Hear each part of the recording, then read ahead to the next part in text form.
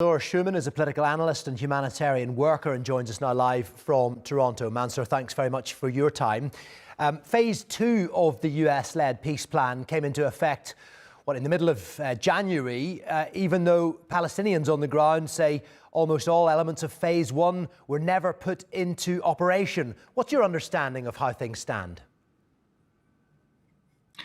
Not only that, but I think that the Palestinians and the world at large don't see a difference between Phase 1 and Phase 2.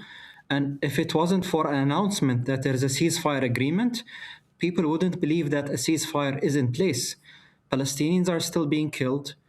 All the so-called humanitarian corridors and border entry points are still patrolled and heavily restricted on all kinds of goods getting into Gaza. Until now, only 30 patients with their families left Gaza over the last 6 days. 30 patients. The caravans have not been allowed to enter a lot of different kinds of medications.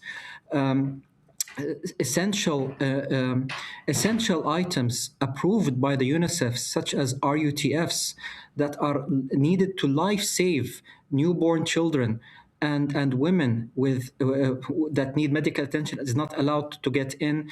Even the heavy machinery in order to remove what has been destroyed by this genocide is not allowed to get in.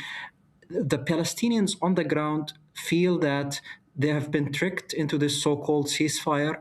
Until now, Palestinians are being killed. Until now, Gaza is not being rebuilt as promised as per this ceasefire.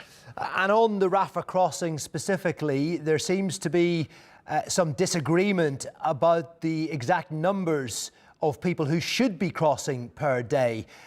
What's your understanding of what was agreed? Because we know that, well, very few have made it, even though the UN says some 20,000 patients need to leave to go to Egypt. Yes. Yeah, yes, you're correct. So 20,000 patients need to leave for immediate medical care. This is life-saving care. This doesn't include people with terminal illnesses, people that need medium to short, that is less critical. This is life-saving. So right now, on average, around 5 to 6 patients are able to leave Gaza. The agreement was, as per my understanding, is for the Gaza borders to be operated by the Palestinian side, by the third-party side, by the Egyptians. But what's happening right now is Israel is heavily involved.